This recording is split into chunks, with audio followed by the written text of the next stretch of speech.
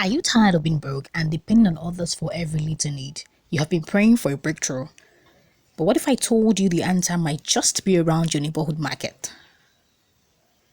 Yes, right there in the foodstuff store you're walking past every day. You don't need capital, you don't need a shop, you only need strategy, common sense, and a shift in how you see opportunity.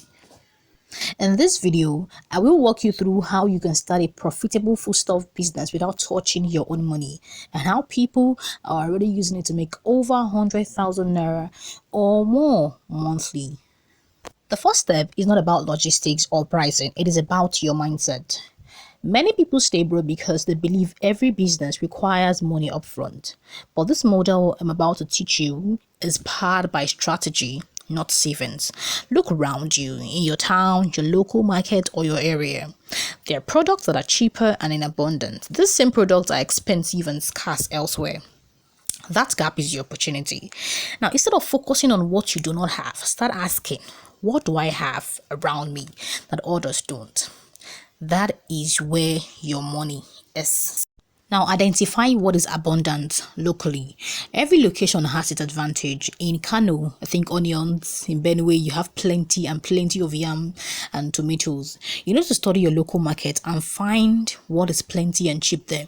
Do not overlook everyday things because they look common to you. That same gari, egusi, pepper, or crayfish you see in abundance could be someone struggling in another state. Talk to sellers, ask questions, compare prices with urban markets like Lagos or Abuja.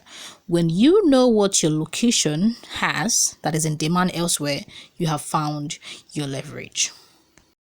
Number 3, early market visit and documentation. Set your alarm. Go to the market by 6 a.m. or 7 a.m. Why? Because that is when bulk buyers show up. That is when you see real prices before the crowd comes. Record short videos while walking through the store. Capture the atmosphere. Prices on board. Farmers offloading bags. Traders arranging their goods. Now post this on your WhatsApp status, Instagram stories, or Facebook or TikTok. You are not selling yet. You're only creating trust and visibility. And people will start seeing you as a plug. That is your first win. Showcase price differences. Now these steps build curiosity and attract buyers without you begging anyone. Now let's say you get a 25 liter of honey for 100,000 naira in Kano, and then you're getting honey for 25 liter probably in Lagos at 120 or 110,000. That's about 20,000 naira saving opportunity. Now when people realize they can save that much by ordering from you, they will start messaging you even without you.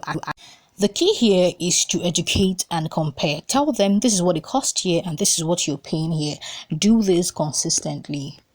Build a customer list. If you've stayed up till now and you're enjoying this content, do well to hit the subscribe button and share this video to family and friends. Now once people start showing interest, don't waste it. Start gathering a list of people who say things like, let me know next time you're going to the market. Make a list on your phone or notebook. Write down their names and what they usually need. It could be tomatoes, beans, or oil. Once you've gotten 5 to 10 names, you've got your first mini customer base. You can now plan a market run and even give them an update the night before. Hey, I'll be at the market tomorrow morning. Do you want anything? You started though. Handle your payments and others professionally. Now this is where you make your own money even with no capital. When a customer orders, don't be shy to ask for full or partial payment upfront. Why? Because you are buying on their behalf, not gambling.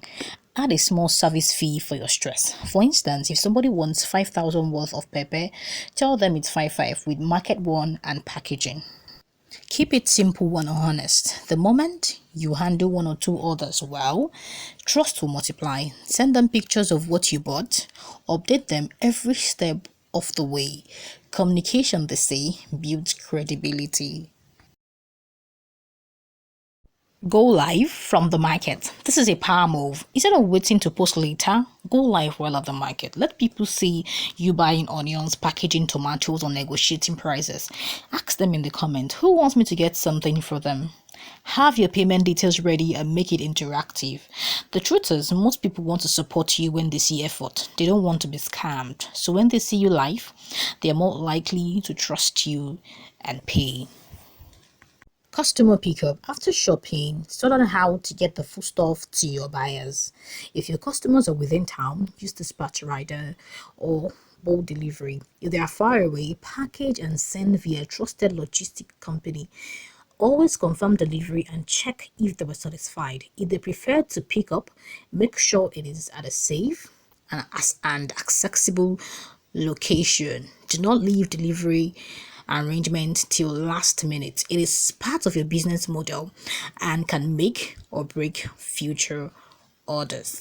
Expand beyond families and friends. Your first 5 to 10 customers may be people who already know you, but your long-term success comes from strangers who hear about your service. So once you have a few success stories, post feedback, before and after shot or video reviews. Encourage happy buyers to refer others, run small promos, offer free delivery for first timers, list your service on local WhatsApp groups or Facebook community. Every successful delivery is a testimonial that helps you scale. Let's do the mathematics. You have 10 people buy food stuff worth 10,000 naira each in 1 week.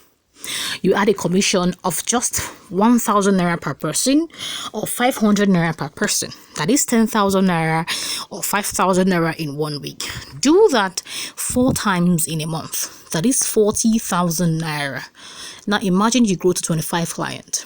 That is over 100,000 naira a month in clean profit. You did not own a store. You did not borrow money. You simply connected people to what you already had access to.